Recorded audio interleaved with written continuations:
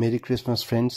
তো সকালটা মোটামুটি এইভাবে শুরু হলো। ছোটো নপু বলছে যে ক্রিসমাসে ওর একটা স্যান্টা ক্লজ চাই, তো সেই জন্য পাশের দোকান থেকে একটা ছোট স্যান্টা ক্লজ কিনে নিলাম। আর এটা আমাদের বড় একটা ক্রিসমাস ট্রি অলরেডি ছিল, তো সেটাকে ভালোভাবে ডেকোরেট করলাম আর তারপরে শোকেসের ওপর তুলে দিয়েছি। লাইটও লাগিয়ে দিয়েছি, বেশ সুন্দর জ্বলছে। শোকেসের ওপর তোলার কারণ তার হচ্ছে ছোটো নপু যাতে জিনিসটা নষ্ট করতে না পারে। আর ছোটো নপুর জন্য একটা ছোট ক্রিসমাস ট্রি এনেছি, আর স্যান্টা ক্লজ ছোট। তো এই দুটো নিয়ে ছোটো নপু খেলা করবে।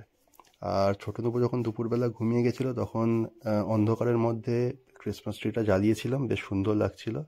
আলোগুলো বেশ দেওয়ালে রিফ্লেক্ট করে বেশ সুন্দর লাগছিল দেখতে। তো ছোটো নপু যখন দুপুরে ঘুম থেকে উঠবে বিকেলবেলা, তখন আমরা কেক টেক কাটবো, কারণ আজকে যিশু পুজো। তো সেই জন্য একটু কেক না খেলেই নয়। দুখানা কেক আনা হয়েছে, তো ঘুম থেকে উঠলে তখন কেকগুলো কাটবো। দুপুরে কেক আনার পর থেকে ছোটো দুপু বায়না শুরু করেছে কেক খাবে, কিন্তু দুপুরবেলা লাঞ্চে ও কেক যদি খায় তাহলে লাঞ্চটা ও খেতে পারবে না। সেই জন্য আমরা ভুলিয়ে ভালিয়ে মোটামুটি বিকেল সন্ধে অবধি ডিলে করে রেখেছি।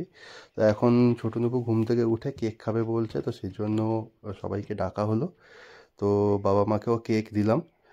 আর ছোটো দুপুর জন্য আলাদা একটা কেক আনা হয়েছিল, সেটা ও ছুরি দিয়ে কাটছে। কেকটা বেশ ভালোই টেস্টি ছিল। আমি দু ধরনের কেকই টেস্ট করেছি, বেশ ভালো ছিল।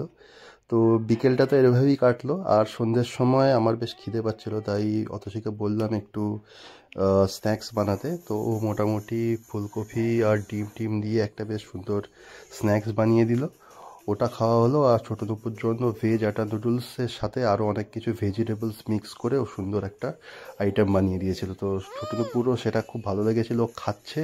আর আমি আলাদা গান চালিয়েছিলাম, সেটা শুনে ডান্স করছে আর খাচ্ছে। মিনি ব্লগটা এখানেই শেষ করছি। যদি ভালো লেগে থাকে তাহলে অবশ্যই লাইক কমেন্ট আর শেয়ার করো, আর প্লিজ চ্যানেলটা সাবস্ক্রাইব করে দিও। আজকের জন্য এখানেই শেষ করছি।